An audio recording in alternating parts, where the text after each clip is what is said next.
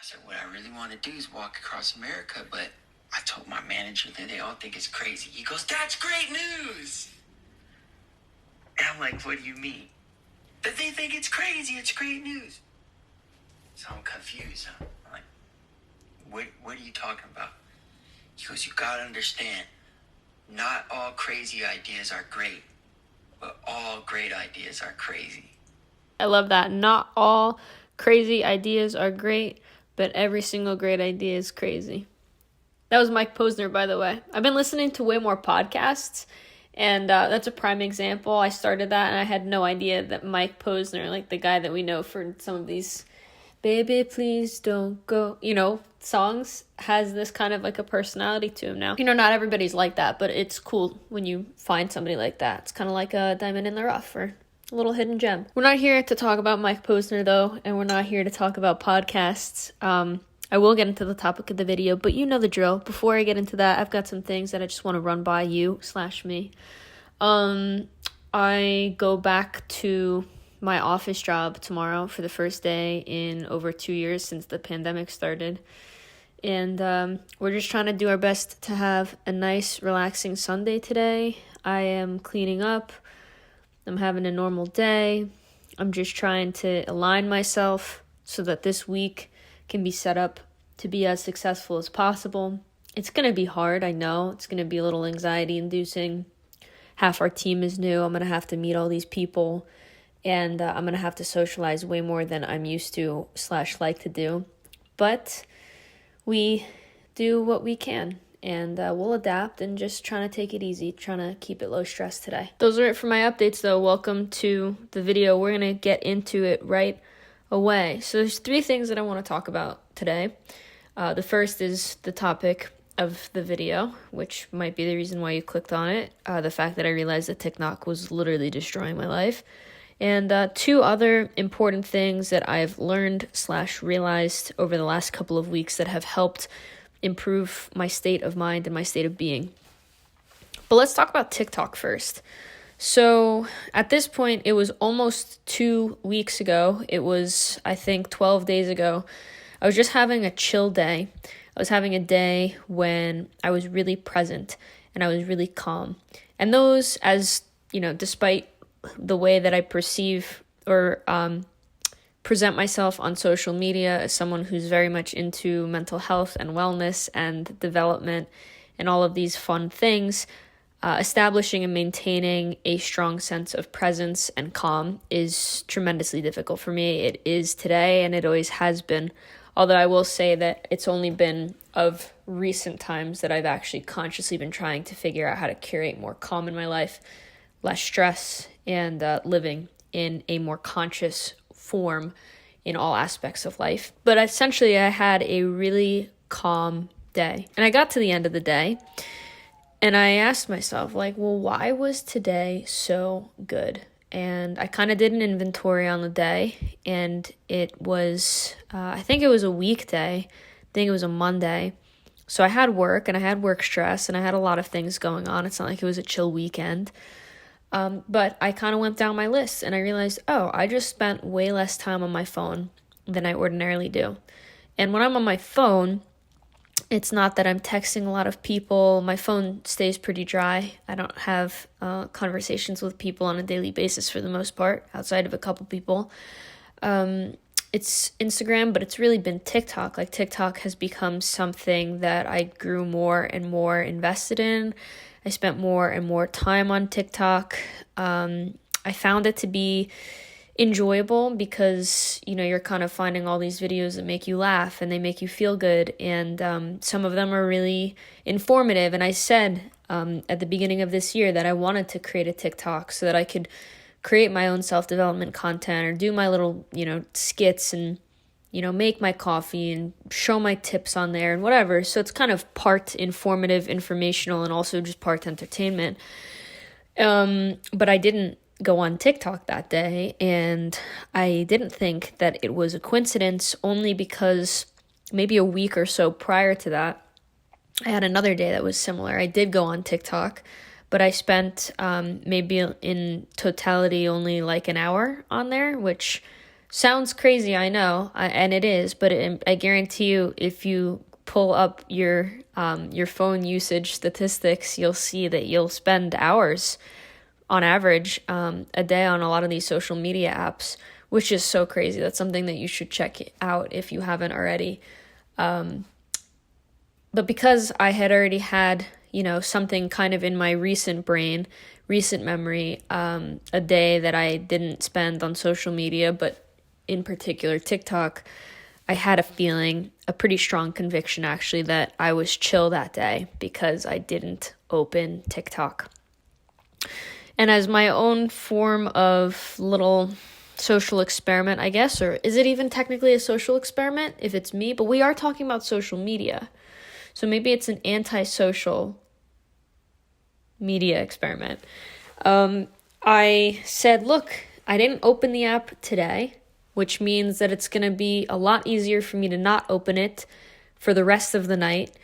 Why don't we just try not opening it, right? It's not like I went from being on there for hours, which a lot of times I find when I pull out my phone and I do the social media thing, or a lot of other things in my life, I kind of am utilizing them as pacifiers or distractions because there's some feeling either in my body or a thought that I'm ruminating on or something that this other aspect of my life is pulling me away from that. So because I just happened to be in a good state of mind, I said, why don't we just not go on the app for the rest of the night and we'll go on it in the morning? Because that's also my thing. I wake up and while I'm getting ready for the gym in the morning, I go to the bathroom and I just pull out TikTok because I need that conscious dopamine. I was trying to utilize that to wake up, and this will kind of get into point number 2 that I'm going to make that I found, which has helped me no longer even feel the need to be on my phone in the morning when I wake up, but we'll get there. It's timestamped if you want to jump to that. So I woke up in the morning, and instead of immediately pulling out the phone and going on TikTok, I was like, wait, let's just try not to do that. And because it had already been at that point, maybe like 18 hours or so, or 20 hours or so without having utilized the app, it wasn't that challenging for me to avoid the pull or the draw, the compulsion to open it again and start that pattern. The loop had already been broken without me really putting a lot of conscious effort or energy into breaking it. And that just continued. I felt amazing that day. I felt really present, and not just present like I did the day before where I was like, oh, I got to the end of the day and I was like, wow, I'm pretty calm today. Like that's inspiring. That's fascinating. That's interesting. It was very conscious understanding that I was really present and I was really okay. And I felt more me, and my mood felt way more stable. And so I said, why don't we just see how long we can go without opening the app? Like, let's just see where this takes us. And a day turned into 2, and 2 days turned into 3, and 3 turned into 6, 7, 8, 9. Now it's been, I think, maybe 12. It'll be almost 2 weeks by the time that you're maybe watching this video. And hopefully longer, because hopefully I don't download it again. I don't download it for a long time. And I noticed a bunch of important things for me. My mood, again, which is something that this has always perplexed me, and it's very much frustrated me, not just been confusing to me. Like it's really it's agitated me that as somebody who feels more stoic than most and more emotionally aware than most, that I still feel so susceptible and sensitive to mood changes. I'll be on top of the world at 7 a.m, and then for no good reason at all, I'll get out of the shower and then I'm really tired, or I'll ruminate on a thought, and then within seconds I will feel my entire mood shift, my entire energy shift. It literally feels, metaphorically, like something is exploding in me and collapsing. And now there's rubble. And, suddenly it went from this beautiful sunny picture where everything's happy and idyllic to my world feels like it's in ruins and it's destroyed and everything's ashen and gray. Like, I know that sounds dramatic, and maybe it is, but like that happens to me a lot during the course of a day. And this has been the most powerful, I think, benefit for me, has been just recognizing the relative consistency or stability in my moods and my mental states. I haven't been having these massive drops where I all of a sudden feel really down and sad, and then I have to climb my way out of some big hole. And I still feel peaks, but the peaks are more visceral and they more feel contained within my body, and I feel joy sort of in areas of my body where I've historically struggled to feel them, like in my stomach area where I have a lot of body trauma associated and sourced. And so things like this, I started to notice that I felt consistently good. And instead of feeling great and then not great and then pretty okay and then horrible, I was just feeling way more like the waves had steadied and calmed and sort of stabilized. And that, if for nothing else, if that was the only reason to not use this app anymore, was enough for me, because that's something that I've been trying to figure out for a really long time. And it's a battle that I have been trying to break for a really long time with seemingly no avail. I've talked about this before. I've talked about how I meditate a lot, and how I feel pretty spiritually aligned and in tune when I'm meditating. But I still struggle a lot with keeping a calm frame of mind and staying in the present moment, and these things that I feel like, just gently, not being hard on myself, but I've always kind of wondered, curiously and a little frustratingly, like why it's so hard for me to maintain presence if I can meditate and I'm doing all these things that people say you should do, right? Like you should eat right, you should wake up early, you should move your body, you should meditate, you should read. I'm like, well, I do these things, but I don't necessarily feel exceptional, and I feel like I should probably feel better than that. Well, TikTok, out the door, that one goes, and suddenly I am more stable, and that's enough for me. I'm not going to mess with that one if I don't have to. I'm very grateful for that. That's a huge win for me, and it's something that feels so good to be able to say for the first time in my life. And then on that too, it's not that my mental states or my moods haven't changed or haven't shifted. They definitely have. And there's still 100% times, I would say even on a daily basis still, where I'm feeling good and I'm feeling great, and then all of a sudden I'm not feeling so good. But instead of it feeling like this disastrous fall where everything's crumbling and it's really terrifying and it's very intense, I feel like the drops are more like dips. They're like little dips down. So they feel less intense and they feel depth-wise more shallow, so to speak. But also what I'm noticing is that when I don't feel good, I'm able to sit in that feeling more than I was able to before, comfortably. I feel, and maybe this just kind of goes back to the fact that I sort of dismantled that part of my conditioning or my habituation, which said, I don't feel good for whatever reason, and I need to pacify this feeling, I need to distract this feeling, I need to eat something, or consumption in general, right? Like I need to eat something, I need to drink something, I need to distract, I need to numb, I need to pull out my phone. And, without the phone, without TikTok in specific, I realized that I could sit in it and I was nurturing myself more. And I'd be like, yeah, well, your mood shifted.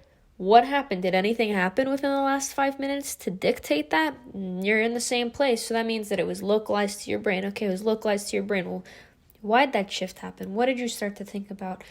And instead of pacifying, because I had removed that next part of that loop, which is pull out the phone, distract yourself, try to make yourself laugh by watching a funny TikTok, try to focus on something. Maybe there's a notification in your phone. Maybe there's something there for you.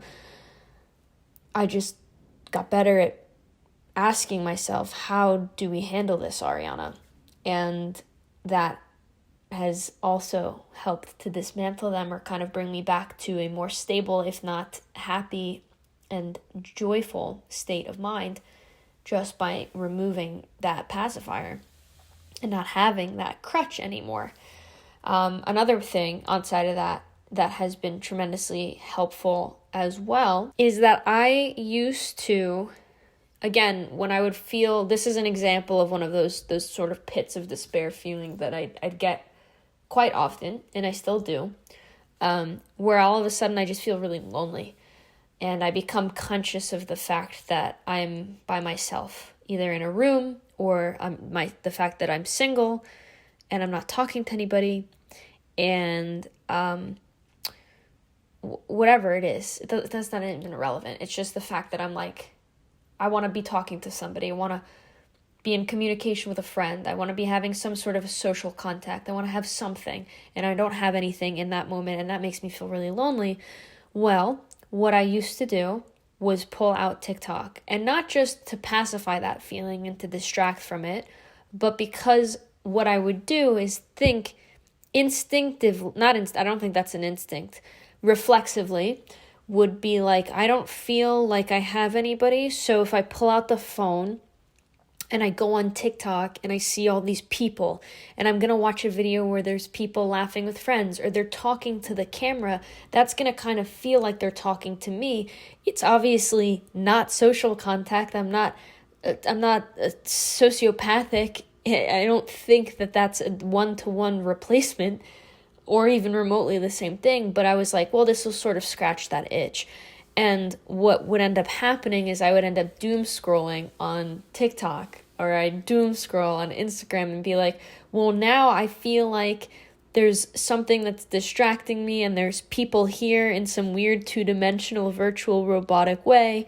Why would I let go of that? Because the second that I close this app, I'm going to be confronted by the feeling that I am alone in my room again. And I didn't like that feeling. That's the whole reason I pulled out the phone in the first place. So it's all about like instilling and stoking and increasing fear, that I realized was really making everything so much worse for me. And it kind of goes back also to what I was saying about how now it's easier for me to sort of regulate these periods of time where my moods dip, because instead of having my pacifier, my security blanket, or that thing that I'm kind of like clutching onto out of fear, I'm just like, ooh, you're not lonely. Remember, like, you have friends, like, you have people who love you. You threw a party that was bring your own joy themed, and so many people came, and so many people love you. And if you want to feel good, then text somebody and say, I'm thinking of you, or call somebody. Happenstancely, I will also mention now, like a couple of the times that in recent memory stand out to me in particular, where I started to feel lonely and not well.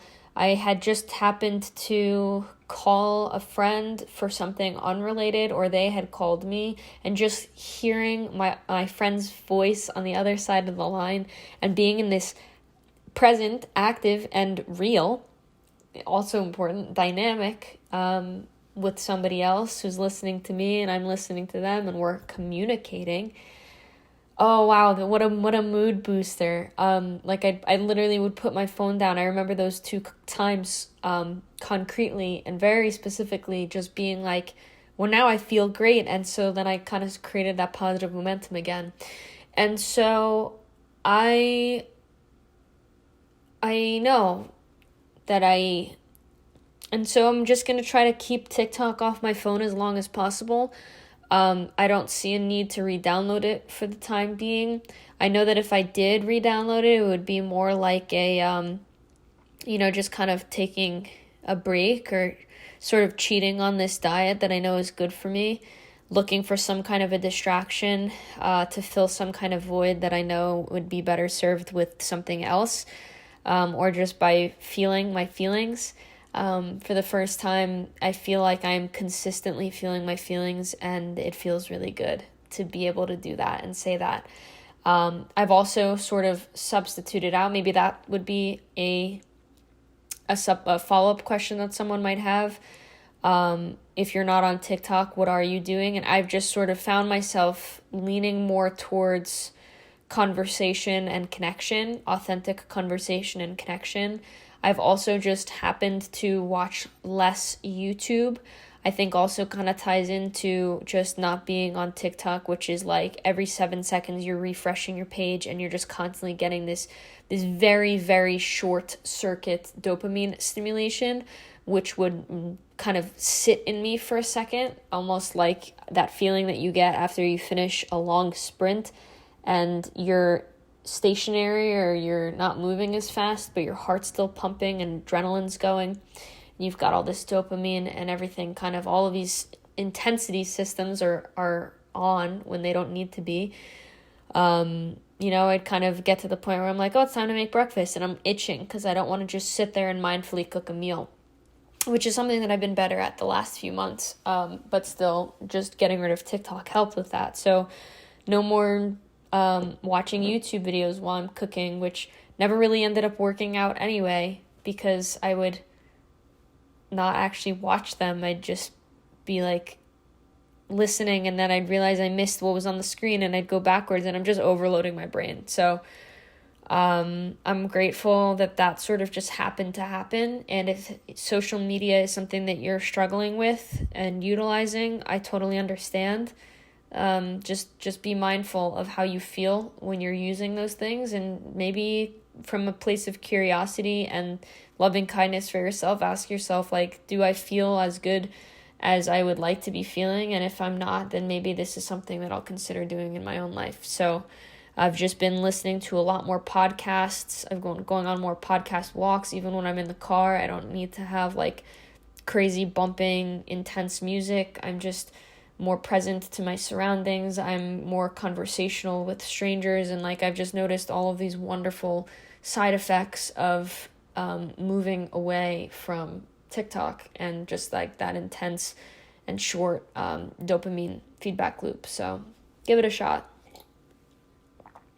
All right, then I'm not drinking this coffee anymore. The acidity is making my stomach hurt, so I'm putting that down, and I'm switching to my IBS Girl Seltzy, which is now flat, so I don't want that either. Well, all right, whatever. The second thing that I want to share is on waking up in the morning. And so part of my podcast listening, I found Huberman Lab, which is a podcast that is hosted by Dr. Andrew Huberman, who's a neuroscience professor. I think he also works in a lab at Stanford Research Facility. And he was talking about how to wake yourself up in the morning. And there's a lot of research on light. We know the circadian rhythm is sort of how our body naturally wakes us up and tells us to come back to sleep. And when it's nighttime, you build more melatonin. There's less light in the sky. Like, your body sort of is getting that feedback loop from its external environment that says, hey, it's time that we power down. And he suggested not he himself, but the research shows that if you want to wake up in the morning, just turn on as many lights as possible, because even artificial light will kind of give your body that same or similar stimulus that natural sunlight would in the morning, especially now that daylight savings, the clock's just moved and it's darker in the morning. Obviously dependent upon when you normally wake up, but for me it's pitch black in the morning for the most part. I've started to, the second I wake up in the morning, I never had a problem with snoozing my alarm or not getting up, but I would definitely just sleepily or kind of half groggily move through my morning routine, getting dressed for the gym and trying to get out the door. I just wake up, I get right out of bed like I normally do, but now instead of having like one just dim light on in the bathroom when I'm washing my face and changing and getting dressed for the gym, I flood the lights in my apartment. I turn my bedroom light on full blast. I don't use my small little LED light in the bathroom. I turn the main light on blast, and it really does wake me up. It's something else that I noticed that had a massive impact on my mood. Doing work during the day over here, I'm a huge lights off kind of person. I mean, like, literally there's no lights on in my apartment right now, which is kind of funny. The sunlight is my light right now. But I don't, partly to save money, but also I'm just like, oh, the lights are so bright and so annoying. I don't want them. I would just kind of say, well, I'm a person who doesn't use light and I don't want light. And I started on rainy days, cloudy days when I'm not getting enough sunlight in this apartment, just because of the climate outside, putting the light on full blast. And my work quality is better. I'm able to better focus during the day, like throughout the entirety of the day.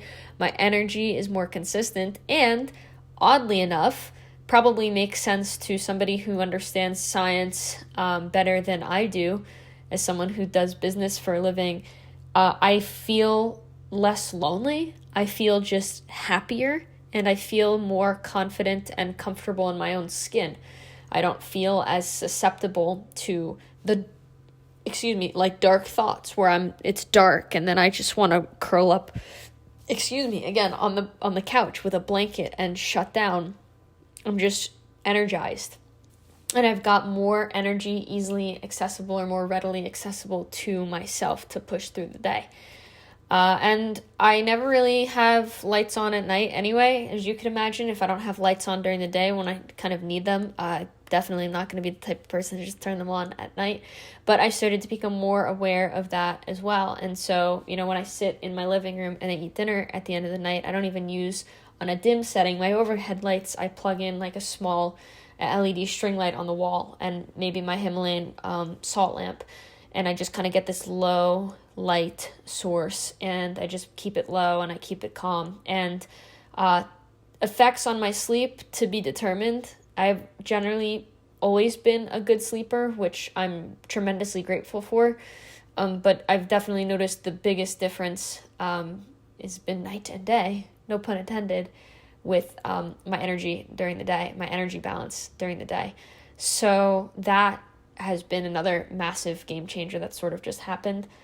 And point number 3, I'm at 28 minutes on my camera. It's going to shut off at 30, so I'm going to try to get this done really quickly. Point number 3 is I was listening to a podcast. I think it was Tim Ferriss. I don't remember who the guest was, but they were talking about whatever. It's irrelevant. The guest said mood follows action. It's something that he hadn't really thought about before, and it's something I think we kind of know in principle, but can forget about all the time, which is like we oftentimes only want to act or do things when we're in the mood to do them or when we're inspired to do them, but action doesn't follow mood follows action. And so the surest way to get yourself feeling better or feeling different is to act and to just keep it moving and to keep going. And so prime examples for this for me, like if I don't feel like doing my dishes or I'm getting lonely and I'm like, ooh, I don't have any plans this weekend and I could just sleep in, I just nip that in the butt right now. And I'm just like, nope, mood follows action. I know that. I'm just going to get up and go. And as soon as I start moving and I just bring myself to a new place or I sit down to record the video, I feel better after it's done. So never forget that. It's obviously great when we can act while we're inspired and while we're in the mood to do things, but that's not always going to be there. And understanding that the mood will always follow the action kind of gives me the boost that I need to get it done, because I know that I will feel better at the other end of whatever it is that I am just trying to put off. That's it. I love you. Thanks for being here, and I'll see you in the next one. Bye.